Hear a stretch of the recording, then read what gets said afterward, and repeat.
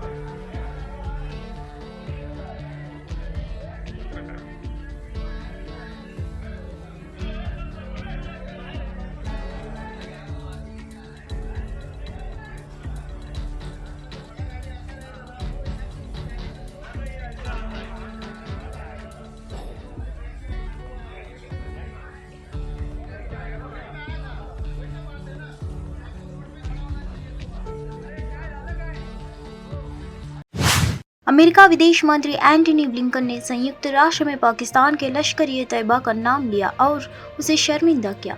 उन्होंने कहा, आतंकवाद के सभी कृत्य गैरकानूनी और अनुचित है, चाहे वह नैरोबी या बाली में, मुंबई, न्यूयॉर्क या किबुत्ज में बेरी में लोगों का निशाना बनाते हो, वे गैरकानूनी और अनुचित है, चाहे वे ISIS द्वारा किए गए हो, बोको हराम द्वारा, लश्कर-ए-तैयबा द्वारा या हमास द्वारा किए गए हो, चाहे पीड़ितों को उनकी आस्था, जातीयता, राष्ट्रीयता या किसी अन्य कारण से निशाना बनाया गया हो, वह गैर कानूनी और अनुचित है।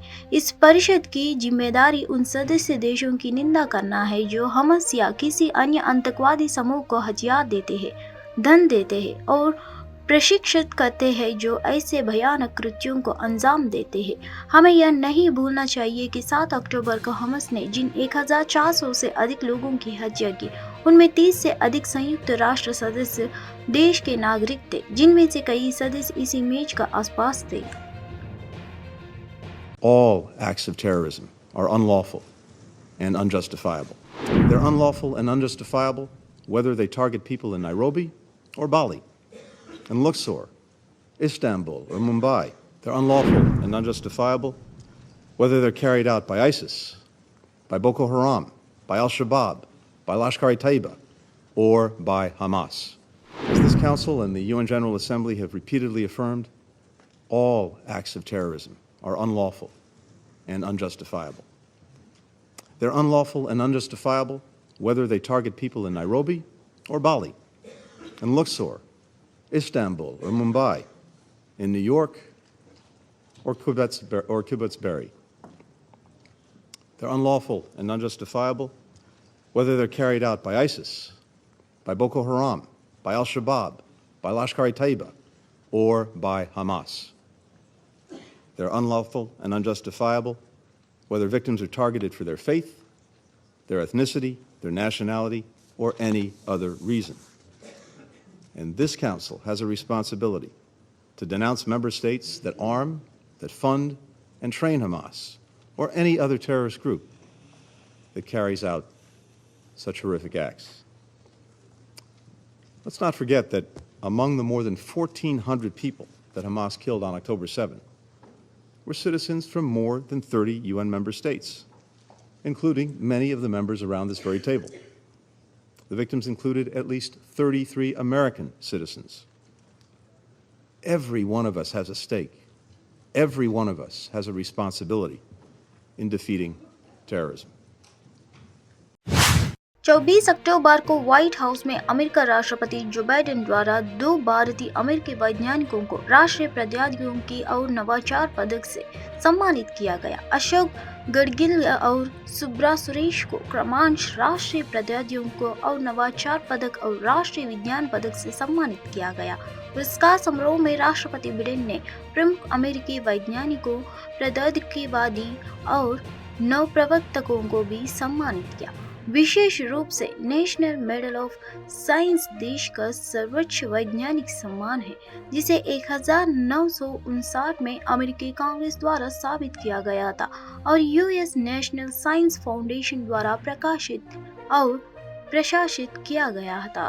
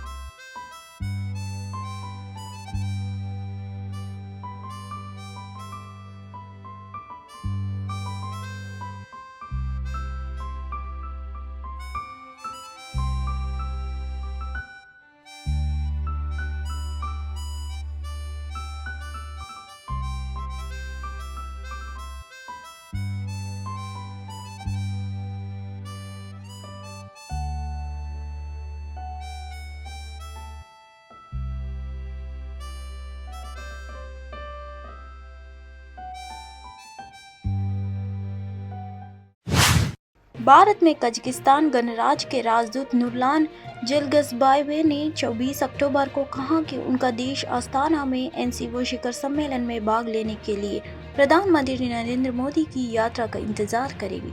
उन्होंने आगे इस बात पर जोर किया कि कजाकिस्तान दोनों देशों के बीच रणनीतिक साझेदारी बढ़ाने का हर अवसर के लिए काम करना जारी रखेगा। अगले साल हम अस्ताना में एनसीओ शिखर सम्मेलन में भाग लेने के लिए प्रधानमंत्री मोदी की कजाकिस्तान यात्रा की प्रतीक्षा कर रहे हैं। कजाकिस्तान रणनीतिक साझेदारी को बढ़ाने के लिए हर अवसर का अधिकतम लाभ उठाने का प्रयास करना जारी रखेगा। दोनों देशों के लोगों की मित्रता और समृद्धि के लिए कजाकिस्तान और भारत के बीच संबंधों को और भी उच्च स्तर और नई अर्थ और सामग्री से भरे, नूरलान जलगज़बायेव ने कहा है।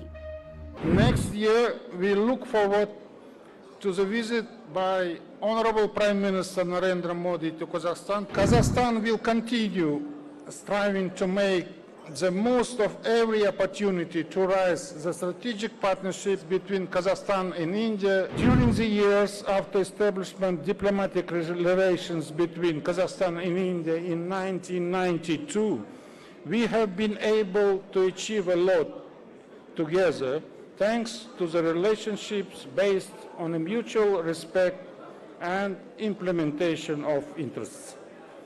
Only this year, we had two important events with participation of our leaders. Virtual Voice of the Global South Summit and Shanghai Cooperation Organization Summit.